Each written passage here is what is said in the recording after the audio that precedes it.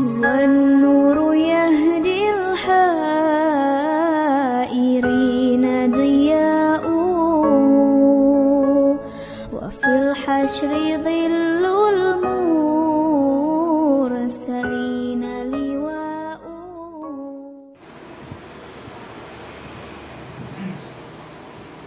بسم الله الرحمن الرحيم. نحمده ونستعينه ونعوذ بالله من شرور أنفسنا ومن سيئات أعمالنا.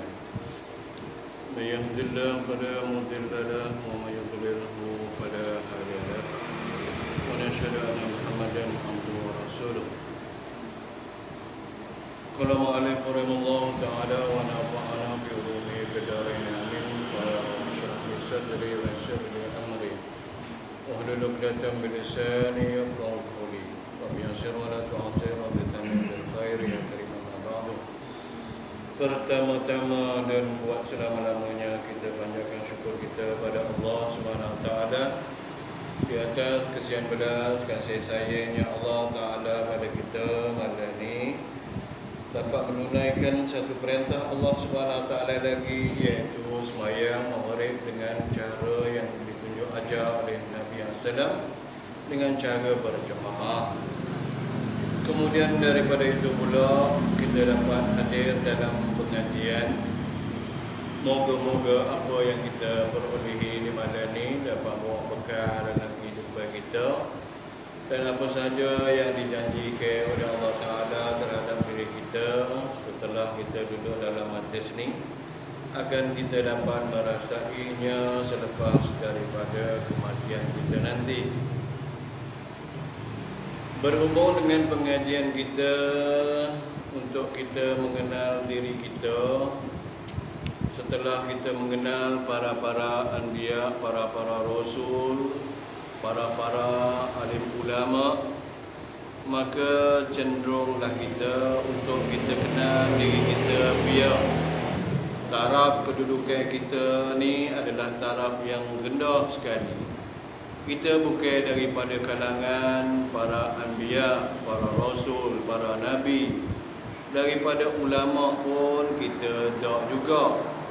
Daripada segi orang-orang kena main dalam agama kita tak juga. Kita ni orang awam. Bila kata kita orang awam, sejauh mana kedudukan kita, maka kita kena kenal siapakah kita. Maka telah kita masuk bicara tentang mengenal diri kita, iaitu mengenal jasad kita ni tadi. Akan kita harum ataupun kita lalui untuk dalam pengajian ni, kita mengenal diri kita ni daripada jasad kita, kemudiannya daripada akal kita, kemudiannya kepada hati kita, dan kita akan masuk yang terakhir iaitu roh kita. Dalam perjalanan kita sebagai manusia ni, maka tidak boleh tidak kita kena mengenal diri kita. Kerana perkataan yang tubik daripada kaul ulama, man arafa nafsahu faqad arafa rabbahu. Siapa yang kenal diri dia, maka dia akan kenallah Allah Subhanahu Wa Taala, Tuhan. Kerana kita tak mengenal diri kita ni yang serba kekurangan, kurang segala-galanya. Adapun Allah Subhanahu Wa Taala sempurna kamalat Allah Subhanahu Wa Taala. Bila kita tengok diri kita kurang ni tadi, maka kita terbalikkan. Kita palingkan segala kekurangan dalam diri kita, apa sahaja yang ada dalam diri kita ni kurang, maka kita menafikan kepada Allah Subhanahu Wa Taala. Sifat tu tak ada pada Allah Taala. Bila kita tak kenal diri kita ni lah yang jadi tasyabbuh orang panggil.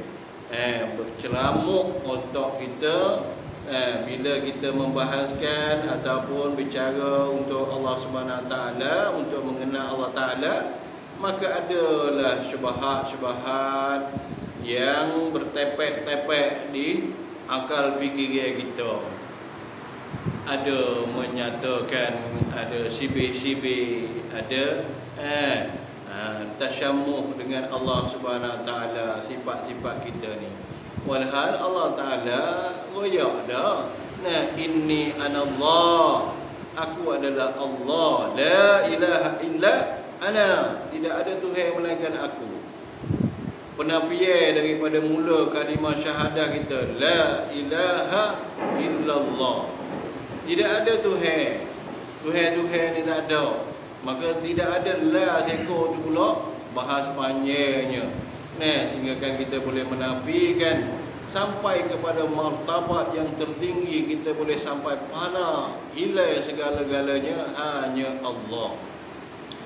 Itu perjalanan yang jauh lagi. Kalau kita nak mengaji, kita akan temulah nanti. Bila kita bicara tentang jasad, maka kita masuk sini. Fahamlah kita bahawa kata jasad kita ni dia terjadi daripada tanah. Dan apa sumber-sumber, punca-punca daripada tanah akan mendapatkan pertolongan kepada jasad kita ni. Kita nak dapat kekuatan, nak dapat tenaga, rank, maka kita kena rujuk dengan apa saja yang berpunca daripada tanah. Bersih daripada tanah, maka bersihlah yang kita akan perolehi. Bila ada campuran, walaupun daripada tanah, ada campuran daripada benda-benda kajian daripada manusia ambil campur masuk, maka menyebabkan rosaknya tubuh badan kita. Kita bicara siap dah. Apa-apa saja yang menyebabkan diri kita rosak dari segi punca makanan yang kita makan, maka menyebabkan diri kita rosak. Maka berwaspada ataupun berjaga-jagalah, tanbih, jaga-jagalah dari segi pemakanan kita ni. Jangan sampai pemakanan kita menyebabkan jasad kita ni yang Tuhan beri kita jadi sihat tubuh badan, akhirnya mendatangkan sakit, uzur, mata curah-curah molek jadi tak nampak, tengok, dengar molek-molek jadi tak dengar, kaki boleh berjalan molek-molek jadi tak boleh jalan, sebab daripada kita tak ambil cara dengan apa yang nak masuk pada tubuh badan kita. Yang kita bicara yang dulunya iaitu cocok COVID. Makanan satu dari segi cocok pun dia ajar dah daripada kecil dah, mula beranak dah cocok. Besar sikit cocok pula, masuk sekolah cocok pula, umur berapa nak masuk tahang, nak masuk mana cocok, sampai kepada baru ni orang nak pergi luar negeri pun syarat dia kena ada pocok. Tak ada pocok, dan injek tak ada, tak lagi. Dia tanah masuk dalam diri kita, orang panggil merosakkan tubuh badan kita ni tadi. Jadi yang keduanya yang kita akan bicara sini iaitu bila kata kita daripada jasad, daripada tanah, fahamlah kita bahawa tanah ni lah yang dapat menyuburkan jasad kita. Apa saja yang punca daripada tanah, dia dapat menggagahkan, mengkuatkan tubuh badan kita. Dan kalau kita lihat di dalam kitab-kitab, di antaranya Bughyatul Talibin, dia akan cerita situ jasad kita yang daripada tanah ni pun Allah Subhanahu Wa Taala masukkan ke dalam tanah ni tadi air, api dan juga angin. Akan kita bicara tanah, air, api, angin. Jadi malam ni kita bicara sikit di dalam masalah air. Kandungan dalam tubuh badan kita dia berhajat kepada air. Kalau tidak ada air, maka akan keringlah segala anggota kita. Cengkunglah tubuh badan kita jadi cengkung. Mata jadi dalai, telinga jadi mula tak dengar. Otak kita pun mula nak mikir tak sapa. Anggota tubuh badan kita akan jadi lemah. Sebab itu bila masuk bulan puasa, apabila buka puasa, orang akan cari air dulu. Orang tak akan cari benda-benda makan lain. Maka bila buka puasa dengar orang baik selalu dah 2-3 gelas nak minum. Air batu lagi. untuk menambahkan kekuatan dalam tubuh, maka yang pertama-tama sekali iaitu air. Bila kita minum air, maka kita ngaji dah dulu. Air yang terbaik sekali di atas muka bumi iaitu apa? Iaitu air Zam-Zam. Air yang terbaik sekali iaitu air Zam-Zam. Tetapi air daripada nilai diri air sendiri dipernilaikan yang terutama, yang terlebih afdal lagi air, iaitu air yang keluar daripada jari Nabi SAW. Dalam peperangan, bila mana tidak ada meminum makanan, maka Nabi SAW telah mengeluarkan air daripada celah-celah jari dia. Sehingga kan 30,000 orang boleh minum air daripada celah-celah jari Nabi SAW. Kemudian katanya di sini bila kata air daripada bumi kita minum boleh. Adapun air-air yang ada campuran selain daripada air mutlak dalam fiqh dibicarakan, maka air-air itu dia akan memudaratkan diri kita. Kalaulah kita minum air kosong, air mineral, air pelalik, maka kesihatan tubuh badan kita ni sihat. Selagi air yang dibersihkan sebersih-bersihnya, maka dia akan mendatangkan tenaga pula pada tubuh badan kita. Sebab itu orang Jepun bisa, orang Jerman dia bisa buat enjin air supaya air terlebih suci lagi, terlebih bersih lagi. Sampai ada setengah-setengahnya sampai masukkan di dalam air ni pula tenaga. Ambil air daripada mana, campurkan dengan air ataupun belerang gunung berapi.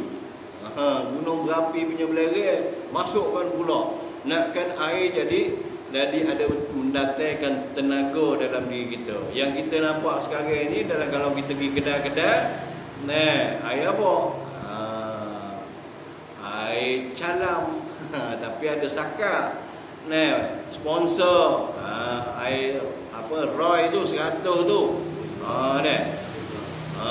Mendatangkan tenaga, tapi yang sebaik-baiknya air semata-mata air. Kemudiannya bila kita dapatkan air ni tadi dari segi bumi, tak apalah. Tapi di sisi Allah Subhanahu Wa Taala ada air yang mana dengan air ni tadi dia memberi kepada kita untuk membuat ataupun menjadikan kepada diri tubuh badan kita ubat segala ubat, dan juga boleh menyembuhkan segala penyakit dalam tubuh badan kita. Apakah dia? Iaitu air hujan. Satu hadis daripada Nabi sallallahu alaihi wasallam, walaupun martabat hadis ni dikatakan dhaif. Walaupun begitu kita boleh ambil iktibar daripada hadis ni, kerana kalau dibahaskan dari segi ilmu hadis, hadis bil iktibar di darajati. Darajat tu iaitu kalau hadis ni kita kena timbang dari segi sahih dia, dhaif ke hasan ke, kena ambil situ. Satu lagi hadis bi iktibar tarihi, dengan ambilan dia, dari mana kita ambil ni tadi. Tapi kalaulah untuk sekadar kita ambil pedoman daripada hadis ni, tak ada masalah. Hadis ni hadis dhaif pun tak apa. Kalau kita nak buatkan satu hukum, satu kekuatan dari segi hujah, maka tak boleh tidak dengan hadis sahih dan hasan. Kemudian kata satu hadis daripada Nabi SAW, al-mataru yanzilul lail mizajuhul jannah. Hujan, air hujan yang turun malam, sebelah malam. Hujan yang turun sebelah malam.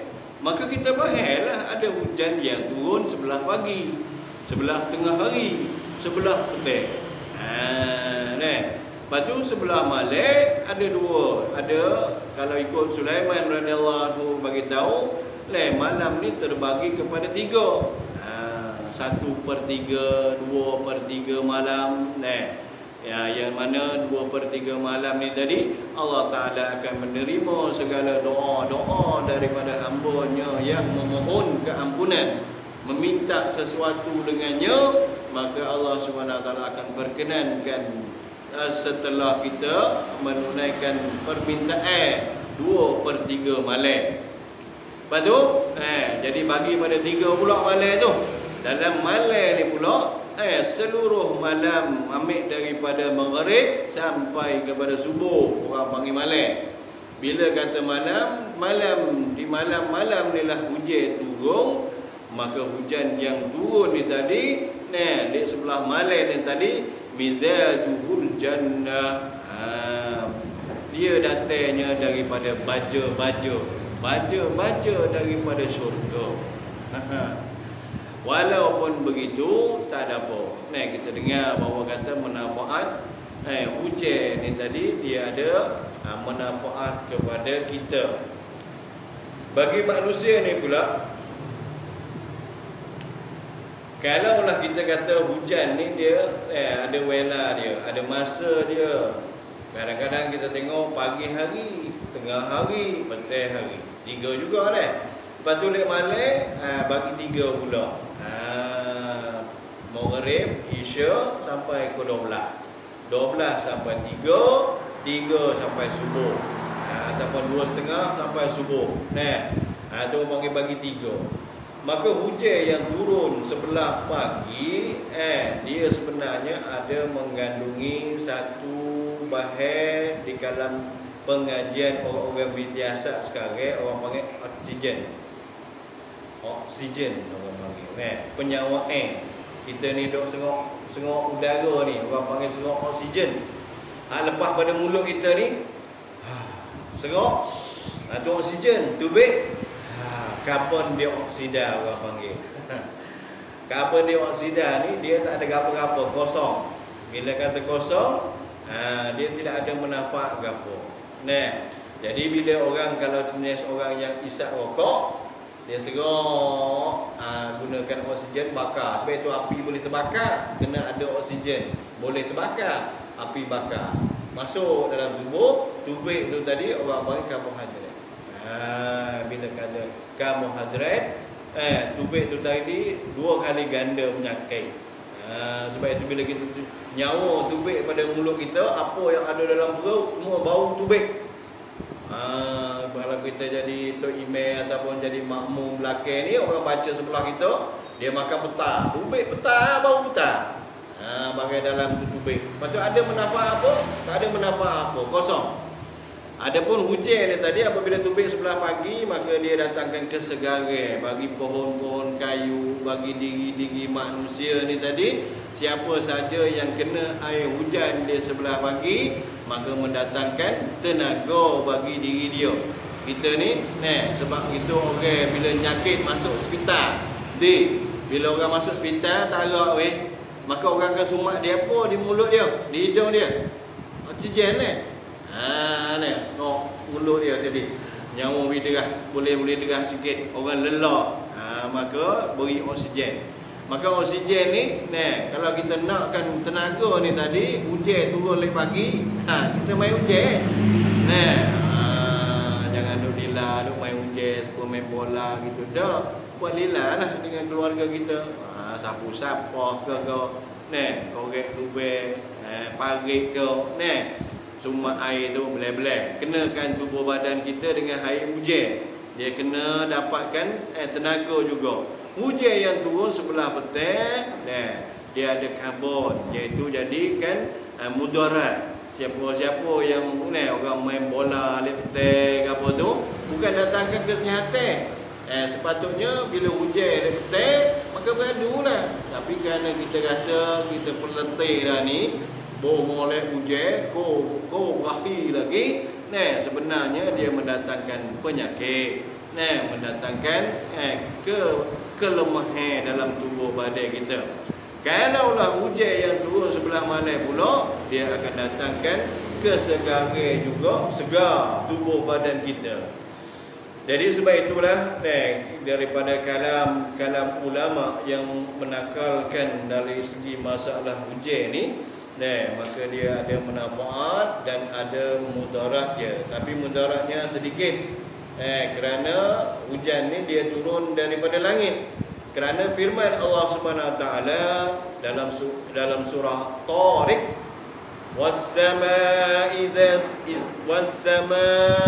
dzatir rajm, wal ardi dzati sad. Kita baca dengan semua kita dah baca dalam jadi Tok Email baca surah ni tadi, was-samaa'i dzatir rajm. Allah Subhanahu Wa Taala bila dia kata was-sama, ada waw qasam situ. Dari segi ilmu nahwu, Allah Taala bersumpah demi. Bila kata demi, kaedah bagi sumpah Allah Taala iaitu tabsyiratan wa tazkiran. Iaitu Allah Taala suruh kita beringat-ingat Ingat. Aku nak royak gapo ni, mu kena perhati dengar. Mu kena perhati padu dengan apa yang aku nak royak ni. Benda ni bukan tamada. Benda ni bukan biasa-biasa. Benda ni kena mu ambil tahu. Kerana dia ada mudarat dan ada manfaat. Kalaulah kamu pandai ambil kira, maka dapatlah manfaat. Kalaulah tak pandai ambil kira, maka datanglah mudarat. Mana dia? Was-samaa'i dzatir rajm. Dan bermula langit tempat kembali. Satu.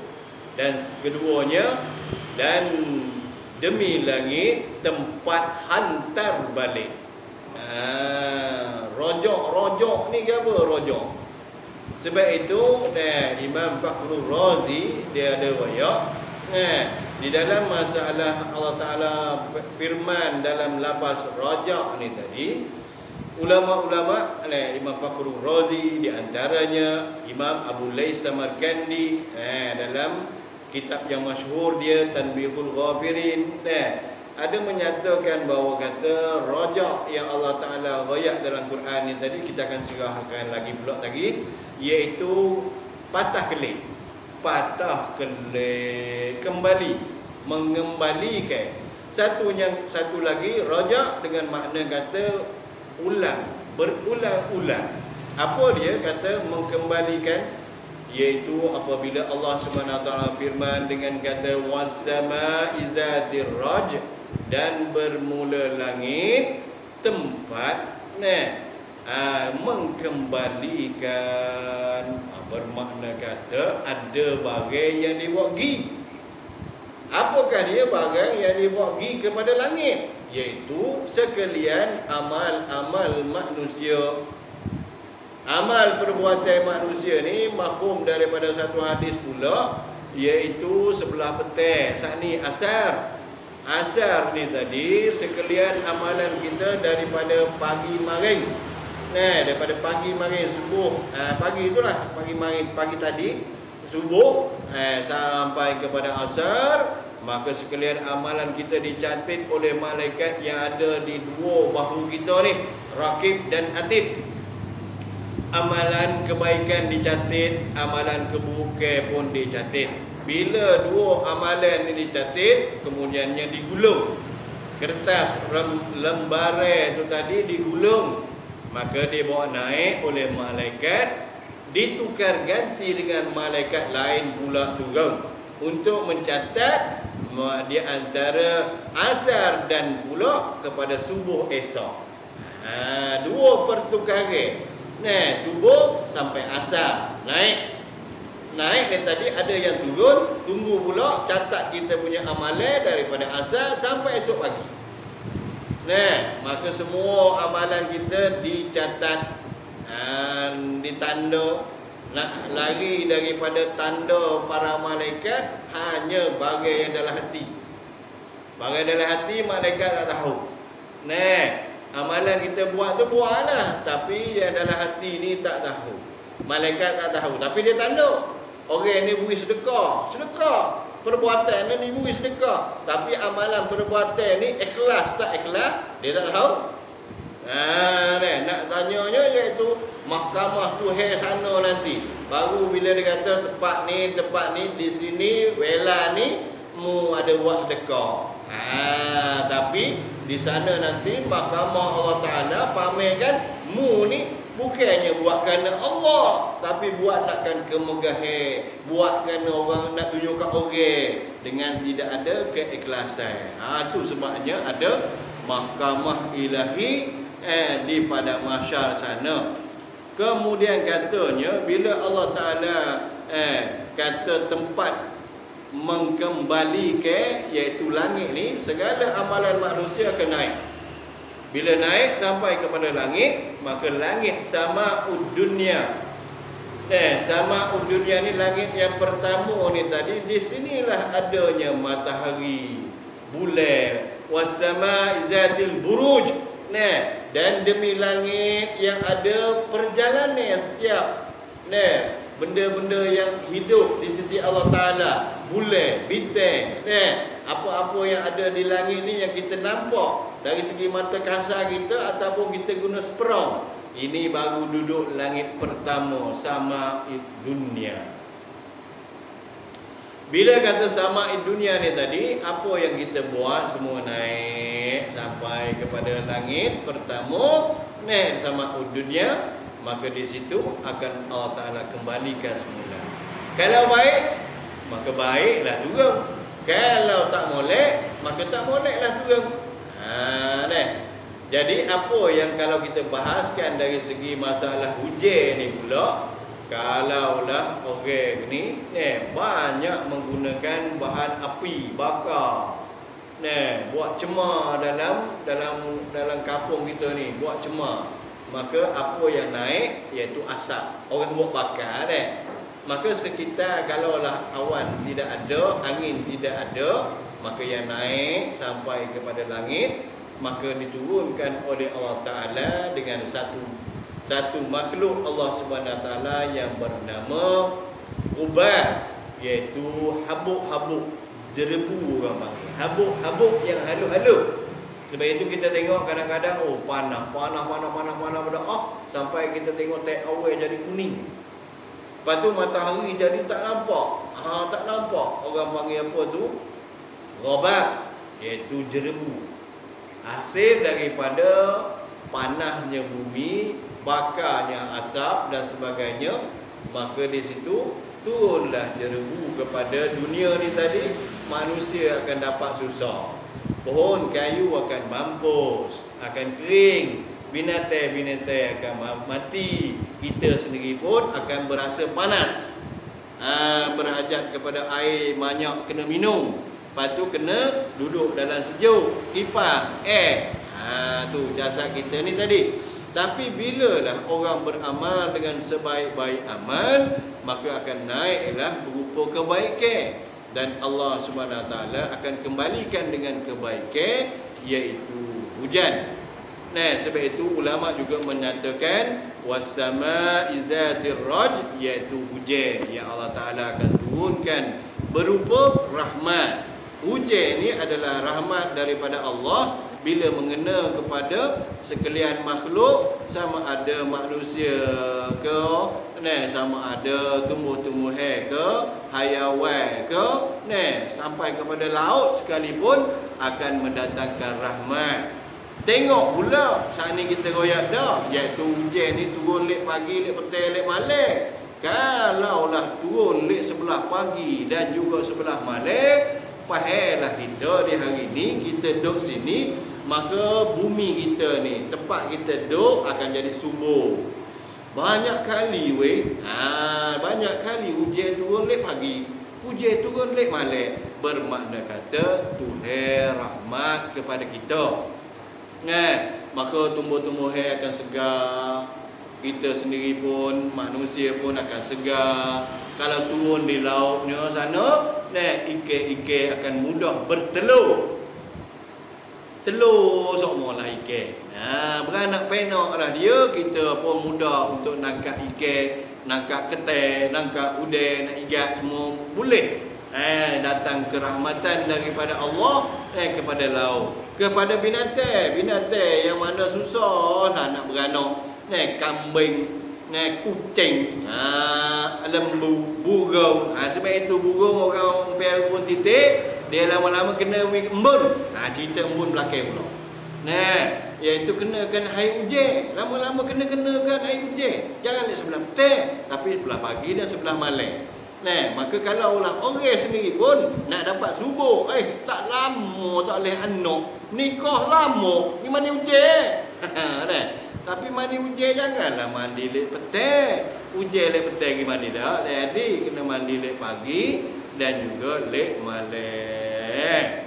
Kemudiannya Allah Subhanahu Wa Taala palingkan, iaitu apa yang kita buat atas dunia ni kebaikan, maka Allah Taala turunkan hujan. Kemudiannya kata apa pula terjemah pada ulama iaitu Abu Lais Samarkandi dan juga ulama-ulama yang lain menyatakan kata terjemahan kepada raja' ni tadi iaitu berulang-ulang. Sebab itu dari segi ilmu falak yang kita dapat daripada sains kita juga menyatakan bahawa kata berulang-ulang ni wasama izatir raj, yang Allah Taala kata dan bermula langit iaitu tempat berulang-ulang. Ulang apa? Ulang hujan inilah. Sebab itu kena tengok ataupun tanda di peti kalender. Hari ni hujan. Part berapa? Tanda. Hujan lek pagi ke lek petang. Maka 14 hari lepas pada ni, maka hujan akan turun serupa tu. Lepas pada tu, lepas 14 hari, lepas pada tu pula 40 hari, maka akan jadi betul pula. Kemudiannya daripada situ 70 tahun akan jadi betul pula. Iaitu berulang-ulang. Sebab mana? Sebab Tuhan arahkan matahari bulan berpusing, berputar kepada dunia ni jalan tular, kepada buruj ataupun jalan dia, jalan tular berlakulah di antara matahari dan bulan yang mempengaruhi kepada dunia alam ni tadi sampai kejadiannya berulang-ulang. Faham tak? Aku ni mufaham kita. Kemudian katanya wal ardi zati sad, dan bermula langit bumi ni tadi tempat menumbuhkan. Sebab itu Allah Taala royak wasama dulu barulah wal ard, langit dulu barulah bumi. Kenapa? Bila hujan turun daripada langit kepada bumi, maka suburlah bumi. Tuhan nak royak situ. Suburnya bumi termasuklah apa yang ada di antara langit dan bumi. Di antara langit dan bumi ni ada juga makhluk lain. Supaya kajian ulama-ulama bahawa kata di langit sana ada sejenis burung. Burung ni tadi di mana dia tak biasa tenggek atas gapo-gapo. Dia nak cok, nak beradu pun dia beradu atas saing dia. Saing dia terbang sama-sama terbang. Lepas tu dia letih, maka dia beradu pada saing dia. Saing dia terbang. Lepas tu tinggal. Saing dia pula kalau lah beradu letih, dia hinggap kepada atas saing dia pula. Maka dalam sini pula dia bertelur, berkahwin. Telur dia kalau jatuh tubik, dia tak ada letak pada siapa-siapa atas saing ke tak, jatuh. Bila jatuh, sebelum jatuh pada bumi, telur tu menetas, anak tu boleh terbang selalu dah. Hidup dia di atas langit sana. Turun tak? Dia tak biasa turun. Kemudian kata di antara langit dan bumi, bumi sendiri ada makhluk-makhluk dia. Maka semua daripada langit dan bumi dan di antara langit dan bumi ni makhluk-makhluk, maka berhajat kepada hujan. Kita sendiri yang kita royaknya saat ni iaitu kepada manfaat diri kita manusia. Sebab itu yang kita cerita tentang bumi dulu, tanah dulu, kena ada masa. Buat masa kita sebagai manusia ni tadi, orang ni tadi kena pecah selipar. Bila kita rasa lemah, tubuh badan kita ni tadi rasa tak ada orang. Pecah lipat, jalan atas tanah dengan tak pakai lipat. Maka tenaga daripada tanah ni tadi, asal kita mari kepada kita. Ini kajian orang panggil ulama-ulama nakal dalam kitab. Lepas tu hujan. Bila mari hujan, jangan kita takut kepada hujan. Aku umur tua dah weh. Tak say kena hujan, aku demen. Kita takut. Tapi janji Tuhan, Tuhan rezeki Allah Ta'ala ni datangnya daripada langit. Daripada rezeki daripada langit. Iaitu, apakah rezeki yang paling besar? Hujan ni. Hujan ni lah yang paling besar sekali yang Allah Subhanahu Wa Ta'ala turunkan untuk manusia. Di mana Allah Subhanahu Wa Ta'ala banyak ada satu lagi yang dipanggil embun. Embun, kena embun. Embun ni daripada pukul 12.30 sampai pada subuh. Ada ulama kata juga di antara pukul 10.30 sampai subuh. Kalau kita duduk tak pakai piyah apa, kita duduk luar rumah tengah-tengah malam, maka kita akan rasa basah kita punya anggota kita, tubuh badan kita basah. Tak nampak. Hello ya. Mana dia ayat Quran kata embun ni ada? Dalam surah Al-Baqarah ayat 265. Wa masalul ladzina yunfiquna amwalahum ibtigha'a mardatillah wa tasbitan min anfusihim kamasali habbah bi rabwatin asabaha wabilun fa'atat ukulaha dhi'fain fa in lam tusibha wabilun qatalun wallahu bima ta'maluna basir. Antara cerita tentang orang yang membelanjakan harta dia, menginfakkan di jalan Allah Ta'ala. Tapi terjemahan maksud lebih kurangnya, dan bandingnya orang-orang yang membelanjakan hartanya kerana mencari keredaan Allah dan kerana meneguhkan iman.